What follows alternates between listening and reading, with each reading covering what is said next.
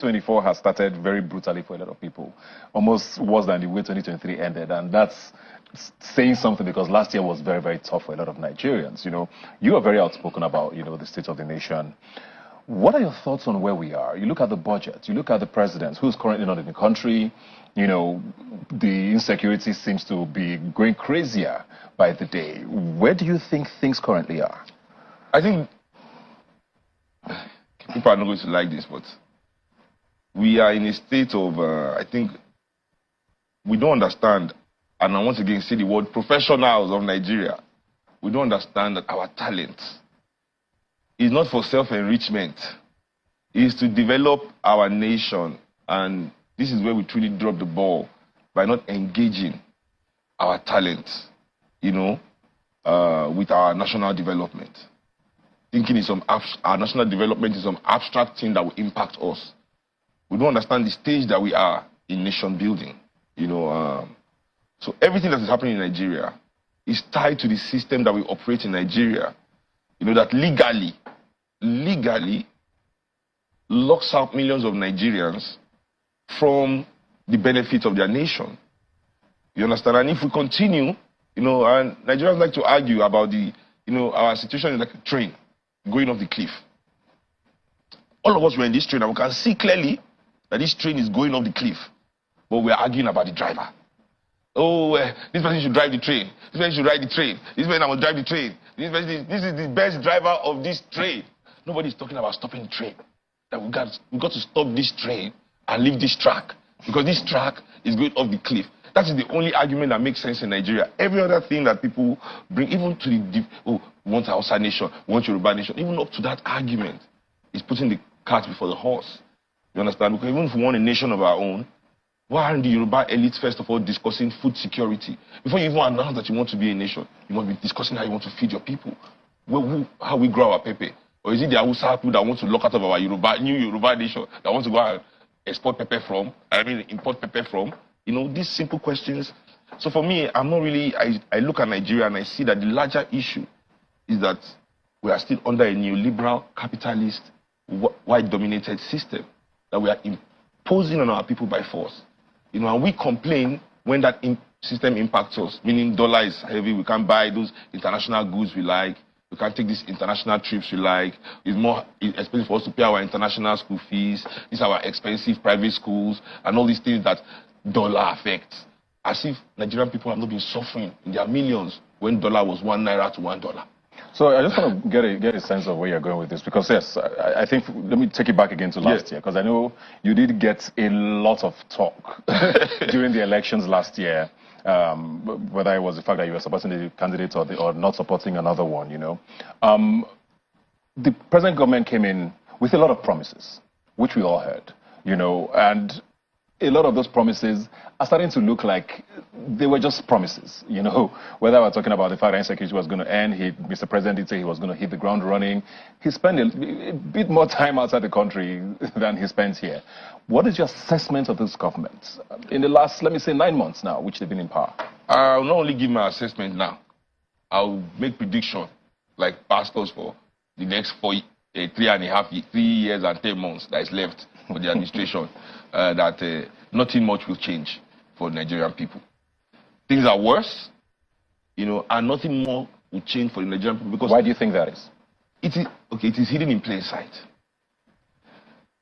There's not enough investment by the people in control of the commonwealth of Nigerian people back into Nigerian people. You understand what I'm saying? Okay, let me use something simple so that, so let's say you go to school and you study history, and you come out of school as a historian. Where's the investment in that field to employ you? It's not going to create itself. When you hear the Smithsonian Museum, when you're hearing all these big cultural art centers in Europe and America, what do you think is paying for it? Do you think it's only tax money that is paying for it? Where's the research and development in space travel, space tech? So if you're a robotics engineer, rocket scientist, rocket engineer in Nigeria, what is your hope if you don't run away from the country? Because there's no investment in that. So did you see this before the elections? Yes, and that's what I was saying. So you're saying Mr. President was bound to fail anyways? This is what I was saying before the election, that we are arguing about 3 candidates, that the only thing different was their names. if you look into to what they promised Nigerians, it's the same thing that they are going to execute. Whether we like it or not, all the candidates said they were going to remove subsidy. All the candidates said they were going to fix the dollar rate in their own ways. So this is the same because they are confined to anti-African policies. They are confined to these policies and this ideology that cannot move African people forward. They are afraid to take the necessary steps to invest the natural resources that belong to all of us. You know, for example, when they tell you that one billionaire in Nigeria is being given $2 billion by the federal government from the central bank to run his business. Do you think this $2 billion is printed by the central bank? Where's the dollar coming from? The dollar is coming from our crude oil money that belongs to all Nigerians used to invest in one person's business. They didn't tell you go and find your dollar in America. Go and create goods that Americans want to buy enough to give the dollar you need to invest more in your business. No. They take directly from our commonwealth billions of dollars and give these people left, right, and center.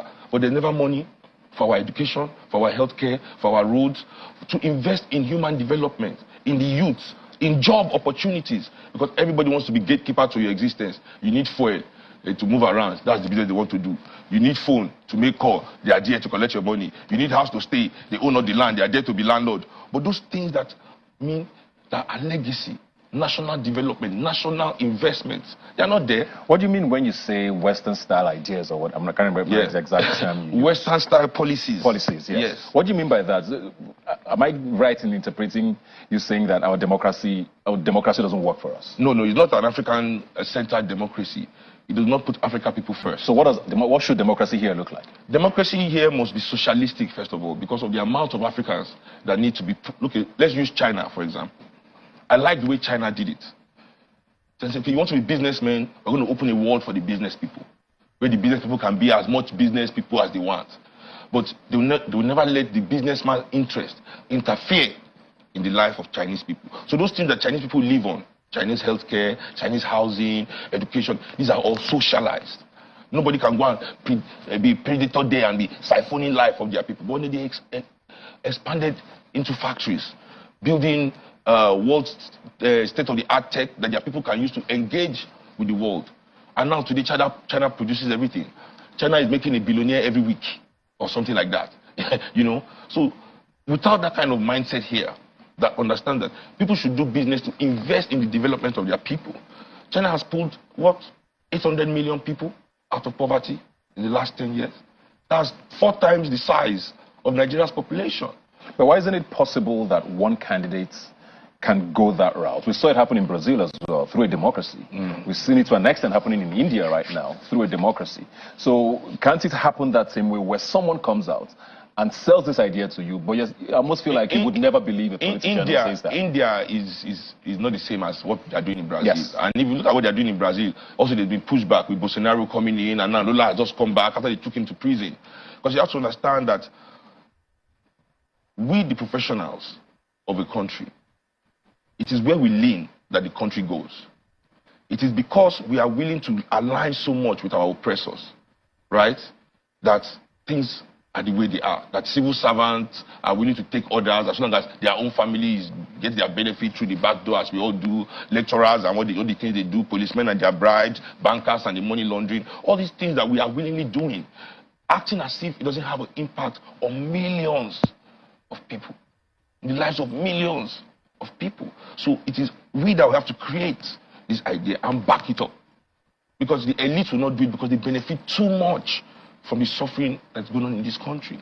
We, the professionals, instead of us to come and pay lip service to our people, as if we are complaining really about what is going on in Nigeria. Because I said, when dollar was 1-to-1, millions of Nigerians were suffering. When fuel was 11 naira, the first time I bought fuel in my dad's car when I was young, it was 11 naira per liter. I saw them, but I could guess that somebody is buying fuel. Millions of Nigerians were still suffering. And people are talking about it there, but nobody cares. So it's more the suffering is touching the things that we exist on, that we want to act as if, like, So now we have to pause, look at the whole picture, and as Nigerians decide. We really have to make this decision. People think it's just a joke, but we have to decide the country that we want. And it is our decision, not any politician or elite. But how does that decision get made? Because whether we like it or not, this is our reality. Yes. We have a democracy that was handed to us by the military. Maybe not the best, but it's what we were handed, right? We're in our 25th or 26th year. I'm not sure exactly the number now. it's going somehow. Yes, faltering a lot. And like you said, the poverty levels are crazy, but it's what we have, right? And we'll always be presented with this case where it was always two parties, now there's a third one, or at least there was a third one in the last elections. These are the options Nigerians have. So when you say Nigerians have to, what does that mean? It means that we have to organize outside of the narrative of the elites. These things that concern all of us that do not affect them. I mean, how can somebody whose children are all schooling abroad... You keep saying we. Are you not one of the elite? No. My family, we've committed class suicide, and it's evidenced by the burning of our house and the killing of my father's mother in 1977. But you were also in it. We were in the elitist group, but they kicked us out. Long time ago, they've thrown us. I mean, you know, like when those men throw out their wife, it depends on all the neighbors, and you see all the load flying outside. That's how they kicked us out. It was not some secret pushing out. But it is the truth, though, because certainly Africans are at that stage where we are unlucky because we have elites that are not on our side. We are the only group in the world whose elites are not on our side. They're on the side of the Europeans or the Arabs, you know. So we have to look outside of this narrative and understand how to organize around those things that we care about and be willing to put ourselves forward to build the bridge to our brothers that do not have. Last time I came to your show, I said the same thing. We that have been given some comfort within this oppression cannot think that we are special. We are giving it because it's special, it's blessing. No. The reason is to build the bridge to our brothers who have been locked out of the world, locked out of life. Let them know what is going on and organize together to take the political power from this group that don't know what to do with it and use it for the benefit of our people and stand on that promise with them. It should be a camaraderie. We're not doing it because we want to rule them. We're the ones that know best. We want to come and be... We'll pick leaders from them too. We'll educate them, we'll show them the world so they can be leaders too, so they can govern their own communities. This is our task. How is that going to work, though? We don't know. We've seen that, I don't know if it's the politicians who have done it deliberately, but we live in a time now where, I don't know if we're more divided than ever, but at least in my lifetime, this is probably the craziest. Maybe social media amplifies it a little too much. But we see all of this religious and political and tribal divide so deep now that it's almost impossible to have certain conversations with certain people anymore. So how do you organize that? I don't want to talk about the person's religion or tribe. I want to let him know that your child is not going to school. You can't pay school fees. Me too, I have that same issue. This is what we want to discuss. I have a solution that can solve that. Are you interested in your child eating 3 square meals a day, going to good school and living in a secure space? I'm sure you want to discuss that regardless of the religion. But isn't that person already suspicious of you? It doesn't matter because it's not only me. We have to build among people like him too. So you have people from his own side to share his own this thing. I don't want a Yoruba man to impose his own vision on the world on an Igbo man, or Igbo man imposing his own. We cannot have minorities in Africa when we are minorities in Europe and America. As I said, this world is what excites me. We have not seen it, but it's our responsibility to create it. We cannot be afraid to imagine that way. We can't be afraid of, oh, we don't know what it will look like. Take the step first. Me, I've been to Oka in Anambra State to mobilize and organize with people there. And their level of organization and willingness to accept me went far beyond my expectation. I've been to Kaba in Lokoja to organize with people there. And their willingness to accept me and understand and try to build with me went beyond my expectation. So it is because we haven't taken these steps. And we believe in this picture that has been painted of how everybody is just... It's a lie. Could you have had, because you're saying it to me now in a reasonable way. Could you have done that with Peter Okoye from P Square? When you guys had this back and forth on social media, right? It looked like a battle. It didn't look like a conversation, which is what I always say about how it boils down to this combativeness every time. People interpreted it to become a tribal thing eventually. But do you feel like that was one of those moments where a conversation could have been had? The personal is not the political. I can build with you politically without having any personal relationship with you. So was that political or personal? It was personal. Okay. He took the political personal. So I had to respond. Because whatever I said about Peter Obi, doesn't warrant anybody to respond and call my family and everything into it. So if you think the political is your personal business, okay, let's discuss personally. But I don't have to be friends. No pun intended. No pun intended, exactly. Oh my God. Thanks for pointing that out. That was good. I don't have to be friends with anyone to build with them politically for the benefit of this country. This country is first and foremost. African people come first and foremost in my own existence and imagination and ideology. So I don't have to be friends with people to work with them. Are you guys cool now? Have you guys talked since? No. It's on and it's on for laugh. Really? And they say I'm just joking. But, no, I didn't talk to them before. So there's no relationship friends, so there's no. Let's move on now to security, because yes, the economy is one thing, but then this insecurity thing now, which, like I said, Mr. President did make promises at the time. We've always believed that we had this capacity as the biggest military on the continent, or at least in West Africa. We've saved so many countries, right? And this thing has gone on for decades now. And in the last year, or at least in the last couple of months especially, we're starting to see and hear things that are very scary. I mean, not like it wasn't scary before, but really widespread and daring and brazen and blatant. And people say this might just be the beginning of things. What do you see happening there? Well, it's two things really. But let me discuss the first one. Like when we say we have the biggest military and they were able to bring peace in Liberia, I say, like we've been conditioned not to respect African people's lives. We can hear that 10,000 African people died somewhere, and the whole of Africa will just continue like nothing happened. Like, what is that? We have that conditioning. It's something we also have to overcome. So when we say Nigerian army went to bring peace in Liberia, do you see the methods that they used to bring this peace?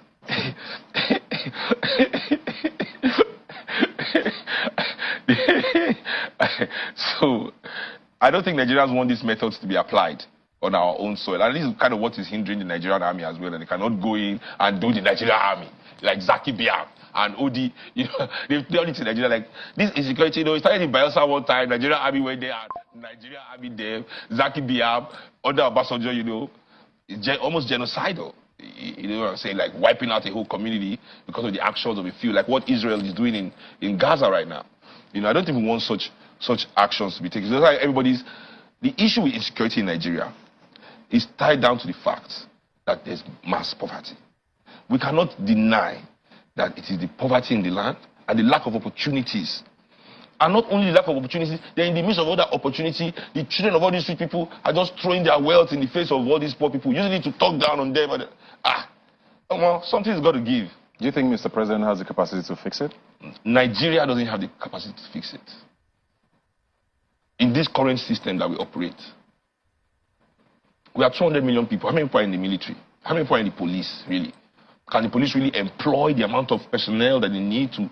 If you have issue in your house, okay, we big boys for Lagos, our policeman number, they have our phone. And they say, but to those that don't have such number, how do they get help?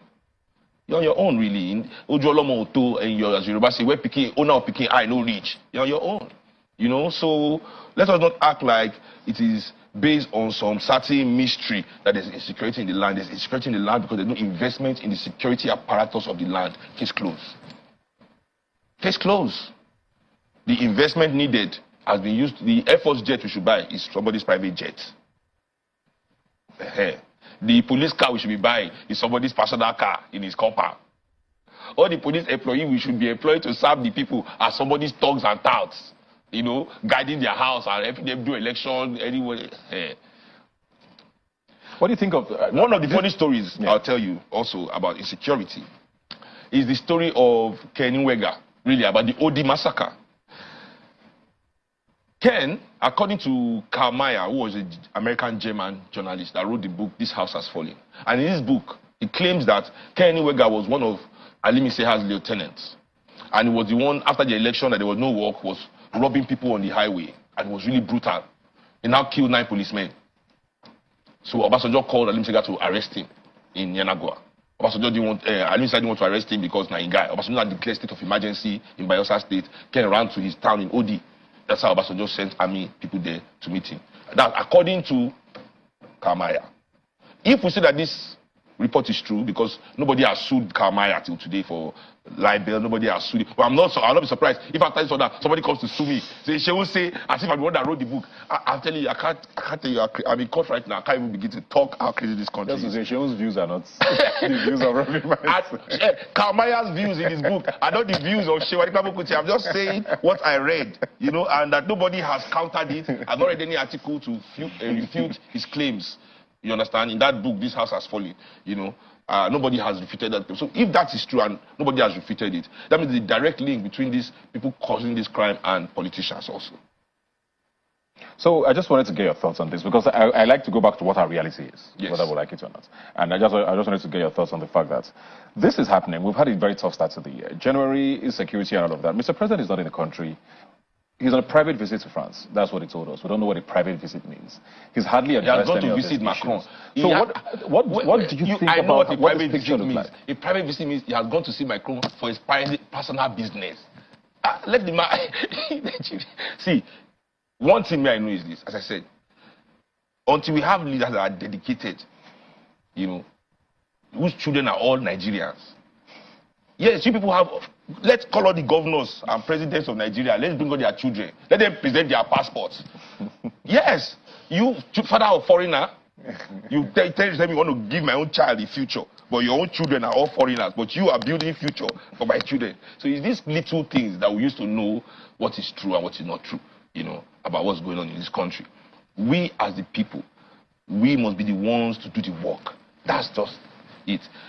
Many of these neighborhoods that are being attacked, it's simple displacement. It's the same technique they're using in the Congo. When you don't know, they have all these technologies that are beaming into the ground now, that, you know, electromagnetic pulse going into the ground, knowing what is in the ground, scanning back images. You are living on billions. You don't know that there are billions, trillions of dollars flowing under your leg. You are just a common villager going to your farm every day, living your simple life. You don't know some multinational billionaire from one country, just they plan your downfall. Calling guys, they arrange. Brrr. They'll blame it. Africans are barbarians attacking them. Say, clear that neighborhood. You know, what is one of the best ways to make poor people move? You destroy the schools.